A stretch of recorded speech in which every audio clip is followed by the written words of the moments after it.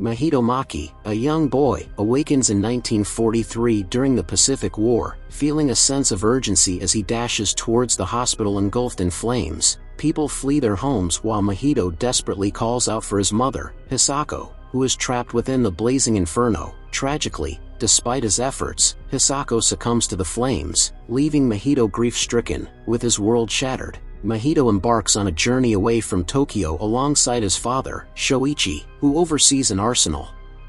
Supporting the war effort, Shoichi eventually remarries Hisako's sister, Natsuko, who is carrying their child. Accompanied by Mahito, they arrive at Natsuko's estate, a sprawling property inhabited by 7 elderly maids. Along the way, Mahito and Natsuko catch sight of a graceful gray heron in flight, a creature indigenous to the area. Intrigued, Mahito endeavors to capture the elusive bird, following its path with determination but ultimately failing to ensnare it. During his pursuit, he stumbles upon a tower nestled within the estate grounds, where he discovers remnants of the heron's wings, a mysterious find that sparks his curiosity. Upon being discovered by the maids, Mahito is escorted back home, where Natsuko divulges the tower's history, revealing its connection to her eccentric granduncle who delved into the pursuit of otherworldly realms. Despite Mahito's attempts to integrate into his new surroundings by attending school, he finds himself subjected to ridicule and bullying by his peers. Frustrated and overwhelmed, he resorts to self-harm, inflicting a deep wound upon himself, which he conceals by fabricating a fall. Concerned for his well-being, Shoichi intervenes,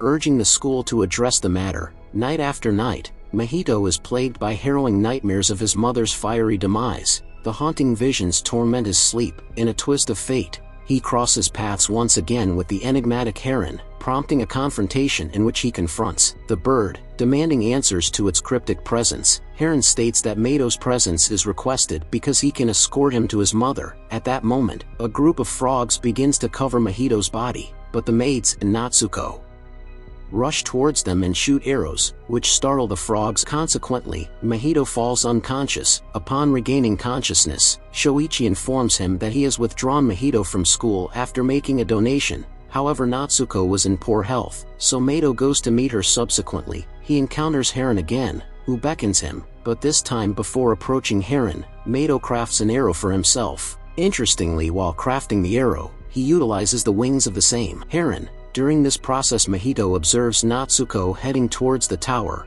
but he didn't pay attention to that. Later, the maids embark on a search for Natsuko, who has been vanished, about which a maid informs Mahito, and he ventures to the tower in search of Heron. Reluctantly, she too accompanies him. Along the way, she implores him to reconsider, fearing it might be a trap. Nonetheless, Mahito disregards her advice. Upon locating Heron, Heron leads him to the tower, where Mahito encounters an apparition of Hisako lying on a sofa. When Mahito attempts to touch her, she dissolves, revealing it to be an illusion. Enraged by this, Mahito shoots an arrow at Heron. Due to Heron's wings, the arrow autonomously pursues Heron until it embeds itself in Heron's beak, causing a hole in his beak. After the arrow enters his beak, the heron undergoes a transformation, taking on the form of a small, fat, and bald man. Then Mahito assists him in removing the arrow from his beak and requests his guidance to find her aunt. However, he admits to not knowing Natsuko's whereabouts. Suddenly, a glass rose descends from above,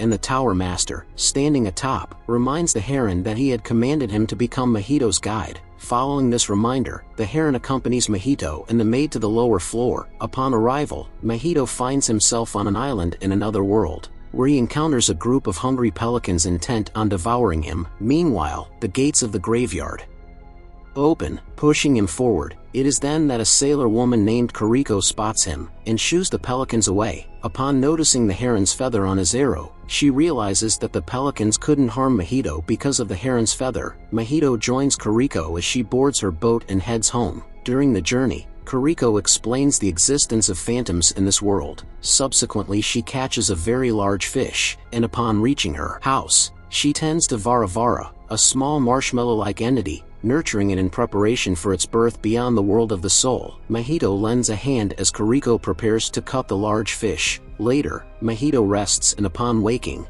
he finds himself surrounded by dolls, resembling the maids who cared for him in his real house. He deduces that Kariko is indeed the same maid who accompanied him to the spirit world. According to Kariko, these dolls serve as protectors for Mahito. At night, Mahito heads to the washroom, where he notices the gentle moonlight illuminating the room. There he and Kuriko catch sight of Vara Vara ascending. Just as they mature to embark on a new journey in another world, they gracefully fly away, but they are swiftly pursued by pelicans eager to consume them. However, a young lady named Hime intervenes and prevents the pelicans from harming them. Following this unexpected encounter, Mahito encounters the leader of the noble pelicans behind the house, who explains the dire circumstances they face in this world. Trapped on the island, the pelicans have no alternative but to feed on Vara Vara for sustenance. As their lives have been irrevocably altered, their offspring have even forgotten how to fly. Despite their efforts to soar to great heights, they could never get out of that island. With a heavy heart, the noble pelican passes away, leaving Mahito to dig a grave for the fallen bird. Later the heron locates Mahito, who was in the midst of this solemn task. Before parting ways, they share a final meal together at Kuriko's place. Expressing their gratitude, Mahito and the heron bid farewell to Kuriko and prepare to depart. As they make their exit, Kuriko presents Mahito with a miniature doll as a token of good luck. Meanwhile, in the real world, Shoichi frets over the disappearance of Mahito, Natsuko, and Kuriko. Despite their exhaustive search efforts, they fail to locate anyone. During this time, one of the maids informs Shoichi about a historical event wherein a meteorite collided with the area years ago, causing widespread devastation. Initially fear gripped the community, but after 3 decades, Shoichi's grand-uncle constructed a tower around the same meteorite. However, the tower's construction was plagued by unfortunate incidents, resulting in injuries and fatalities. Moreover, Hisako mysteriously vanished for a year, following the tower's completion before inexplicably returning.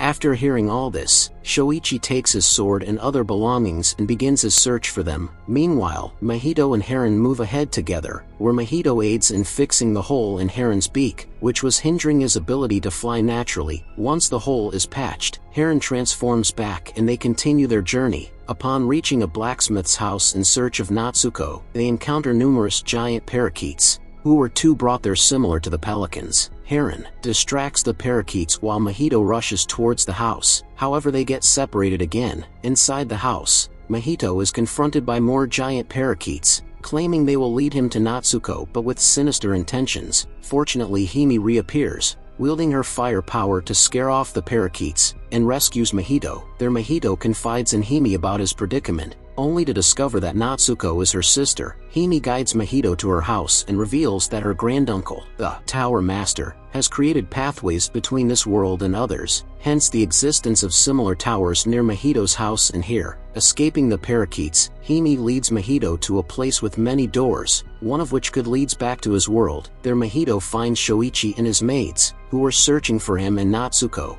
As Shoichi attempts to open the door, the parakeets intervene, pushing him away. Shoichi retaliates, but as soon as the parakeets enters this world, they transform into their real smaller forms. Mahito, determined to remain and aid in the search for Natsuko, decides not to return to his own world. Hime guides him to a delivery room where Natsuko was present, and despite her initial refusal, Mahito persists in persuading her to come home. However, as he persists, the energy in the room reacts unexpectedly, causing bandages to ensnare both Mahito and Natsuko. Initially furious, Natsuko's anger gets softened when Mahito accidentally refers to her as mother instead. In the ensuing moment, the room's energy forcefully ejects Mahito toward Hime, leaving them stunned. Hime swiftly tends to his injuries and requests permission from the grand-uncle to depart. Overwhelmed, Mahito and Hime succumb to unconsciousness. In a surreal dream, Mahito encounters the wizard, Natsuko's grand-uncle, who presents a stack of stone toy blocks symbolizing different dimensions. He leads Mahito to a stone representing the creation and power of their world. The wizard offers him the role of successor, emphasizing their blood relation. Despite the wizard's assurance of purity, Mahito senses malevolence within the stones. Nonetheless, the wizard entrusts Mahito, believing in his capacity to create a world devoid of horrors. Abruptly, the dream ends, and Mahito awakens to find himself ensnared by parakeets. Amidst the chaos, Heron intervenes, dispatching some of the parakeets and freeing Mahito. United, Mahito and Heron embark on a mission to liberate Hime from the clutches of the parakeets. Meanwhile, the parakeet king seizes Hime and parades her before the cheering crowd, showered with flowers. The parakeet king, in collaboration with grand-uncle, sought to maintain order in the world through his army. Heron informs Mahito that the Parakeet King intends to strike a deal with the wizard through Hime.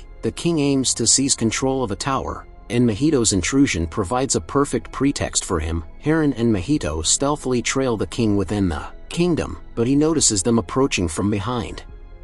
Upon seeing them, he swiftly cuts off their path with his sword. Later the king confronts the wizard, alleging that Mahito's intrusion into the delivery room was unacceptable. He insists that Mahito must face consequences for his actions. The wizard then reveals his desire for Mahito to become his successor. Afterward the Parakeet King departs, leaving Hime in the care of the wizard. When Hime regains consciousness, she embraces the wizard warmly. Meanwhile Heron and Mahito emerge from the swamp and enter a passage, where the king parakeet was also trailing them. Eventually Hime and Mahito reunite, with Hime expressing joy at Mahito's return. She discloses that the wizard is awaiting Mahito's presence, as he has gathered 13 stones from various dimensions and timelines to maintain peace. However, Mahito is hesitant to accept the role of Grand Uncle's successor, as he believes the wounds inflicted upon him indicate he is not free from evil. He expresses a desire to return to his world, where he can forge friendships with individuals like Hime, Kuriko, and Heron. Unbeknownst to them, the Parakeet King overhears their conversation and becomes infuriated. In his anger, he crushes Heron and advances toward Mahito. Initially intending to seize control of the tower, he clumsily stacks Grand Uncle's blocks incorrectly, as they teeter on the brink of collapse. He hastily slices through them with his sword. The blocks had held the stone and the tower together, and when the stone get destroyed, the tower collapsed, causing the whole world to begin crumbling and falling apart. And Grand Uncle instructs his descendants to return to their world for the final time. After imparting this message, he vanishes into a void, leaving Hime in tears as she thanks him. Everyone hurries away from the door, including Natsuko and Kuriko, who had just arrived. Mahito tries to take Hime to the door, but she refuses, and explains that she is younger and would eventually become his mother. She expresses pride in Mahito becoming her son. After that she bids farewell to him and Natsuko, and return to her door with Kuriko. At the moment the tower collapses, Mahito, Natsuko, Heron, and a group of parakeets emerge from the door. Finally, the pelicans also manages to escape. Heron asked Mahito if he remembered their previous location, and Mahito recalls everything. Heron remarks that this was unusual, as people often forget such things. Heron explains that Mahito would eventually forget about the other world, and bid him farewell as a friend. Heron then transforms into his true form and flew away. Later Kuriko reappears from Mahito's pocket, as her younger self had given Mahito a doll resembling her. Mahito and Natsuko reunites with Shoichi, bringing great joy to everyone. After the war ends 2 years later, Mahito was returning to Tokyo with Shoichi, Natsuko, and his younger brother, and with this the story comes to an end.